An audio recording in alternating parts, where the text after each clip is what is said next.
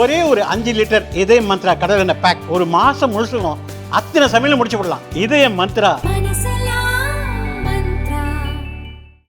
திருபுவனம் காவல் நிலையத்தில் நடந்திருக்கிற அந்த கொடூரமான கொலை உண்மையிலேயே மதுரை நீதிமன்றம் அடுக்கடுக்கான பல கேள்விகளை எல்லாம் எழுப்பி அந்த அளவுக்கு நீதிமன்றம் கேள்வி எழுப்பக்கூடிய அளவுக்கு அந்த நிலைமை என்பது இப்போ இருக்கிற செய்தி என்னன்னா, யார் எந்த புகார்தாரர் அந்த நகை காணா போனதா மனு கொடுத்தாங்களோ அவங்களே ஏற்கனவே பல்வேறு முறைகேடான வழக்குகள் சம்பந்தப்பட்டிருக்காங்கன்னு இப்ப எஃப்ஐஆர் காப்பி எல்லாம் வெளியே வருது.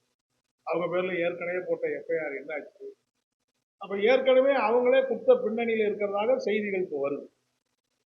நான் என்னுடைய கேள்வி என்னன்னா, நகை காணா போச்சுன்னு புகாரே கொடுக்கல, புகார் எஃப்ஐஆரே போடல, ஆனாலும் ஒரு ஸ்பெஷல் டீம் வந்து அவங்க அழைச்சிட்டு போய் விசாரிக்க அந்த அஜித் குமாரை அழைச்சிட்டு போய் விசாரிக்கிறாங்க. காவல் நிலையத்துக்கே அழைச்சிட்டு போகாம கோயில்லையும் திருமண மண்டபத்திலையும் தோப்புக்குள்ளையும் வச்சு அடித்து விசாரிக்கிறதுக்கு என்ன கட்டாயம் இருக்கு? உண்மையிலேயே அந்த விசாரணை முறையெல்லாம் பார்த்தா இது நகை காணா போனதுக்காக மட்டும்தான் இப்படி செய்யறாங்களாங்கிறதே ஒரு கேள்வி. வேற ஏதாவது பின்னணி இருக்கா என்பது இன்னைக்கு பெரிய சந்தேகம். ஏன்னா மொத்தமே நகை பார்த்தா ஒரு 9 பவுன் காணுங்கிறத சொல்றாங்க. அதுக்காக இவ்வளவு கொடூரமா கொண்டு போய் இவ்வளவு மூர்க்கத்தை அது எப்படி உடனே ஒரு ஸ்பெஷல் டீமுக்கு போச்சு? எப்பயாரே கொடுக்காம ஸ்பெஷல் டீமுக்கு போக வேண்டிய அவசியம் என்ன இருக்கு?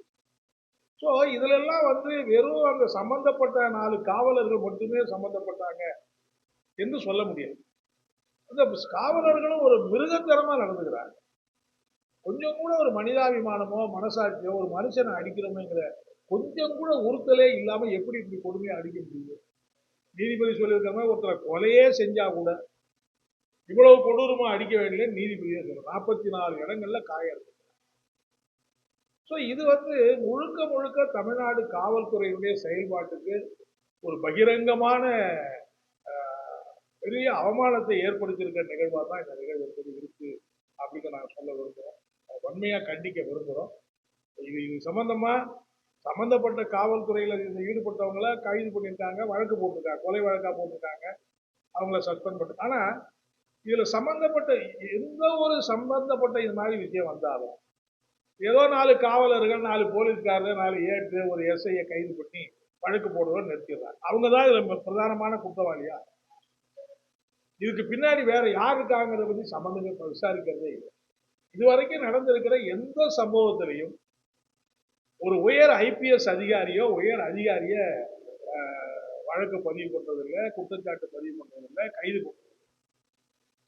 ஆனா இதுல நிச்சயமா சில உயர் அதிகாரிகள் சம்பந்தப்பட்டிருக்காங்கிறதுக்கான முகாந்திரம் இருக்கு.